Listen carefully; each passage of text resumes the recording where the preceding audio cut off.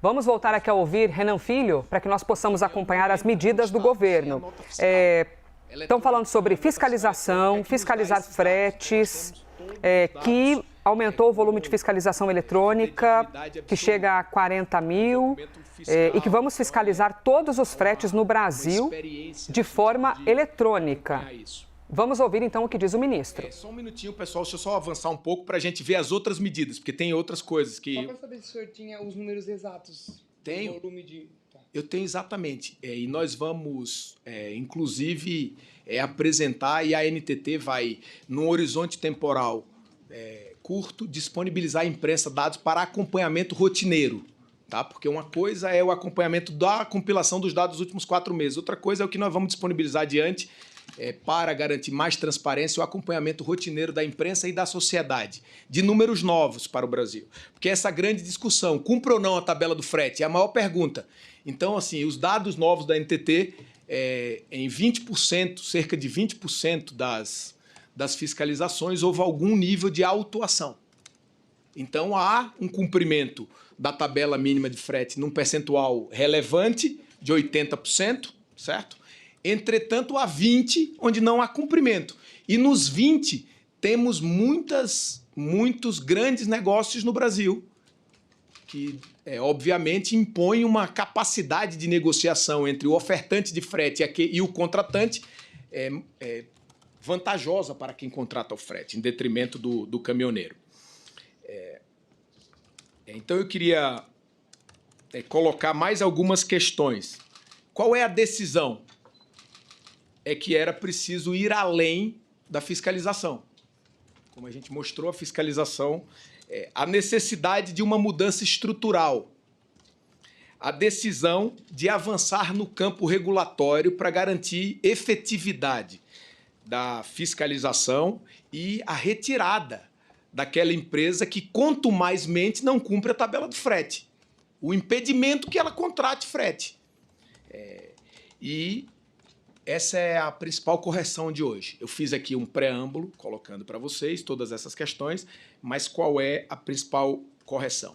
É que nós vamos, por meio de instrumento jurídico adequado, decidido pelo governo federal, aumentar a capacidade de enforcement do ambiente regulatório, inclusive tomando medidas preventivas para descontinuar o descumprimento da tabela do frete. A empresa que não cumpre a tabela do frete, ela vai poder ser impedida, a partir do volume, da proporcionalidade, de contratar frete. E isso, tanto o embarcador, não é isso, Guilherme, quanto o próprio transportador.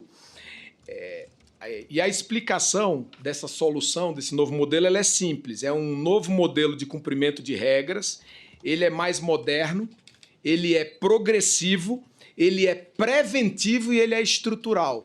Por que ele é mais moderno? Porque ele vai levar para a tabela do frete, por exemplo, o que a gente já faz no devedor quanto mais de tributo. O que ocorre com aquela empresa que não paga tributo? Depois, quanto mais mente continua, persevera em não pagar, ela tem suspensão do fisco. Ela perde o direito de autuar. Então, a empresa transportadora que não cumpre tabela do frete vai, a partir dessas novas medidas implantadas, perder o direito de transportar. Perder o direito de transportar o quê? Transportar abaixo da tabela do frete, que é o que ela faz quanto mais mente.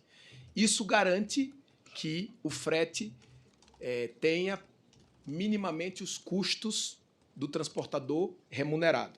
Garante mais, garante competição leal.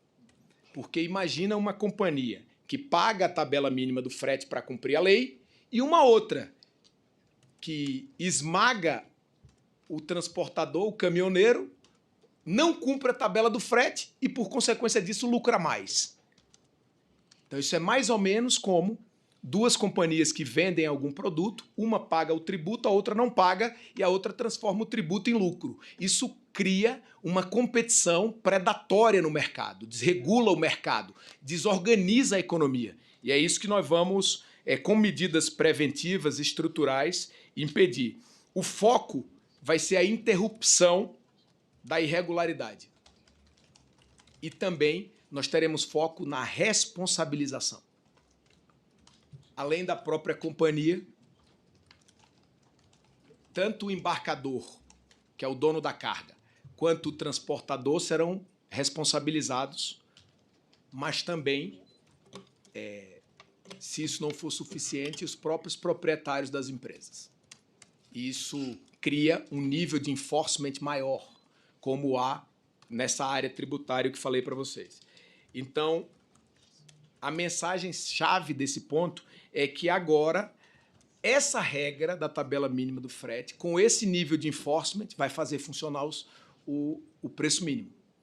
Essa é a grande mudança. Como vai funcionar na prática? A irregularidade não vai mais continuar no processo. Quem reiteradamente contrata a tabela abaixo do preço vai parar de poder contratar frete. Então, a irregularidade não continua. A reincidência passa a gerar consequências reais, que é o impedimento do próprio transporte. Hoje isso não é permitido. A NTT não tem instrumento legal.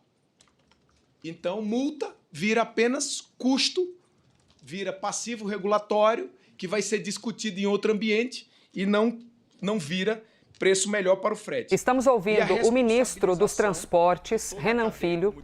Ele está explicando quais são as medidas do governo neste momento para, basicamente, evitar que ocorra uma greve dos caminhoneiros no próximo fim de semana.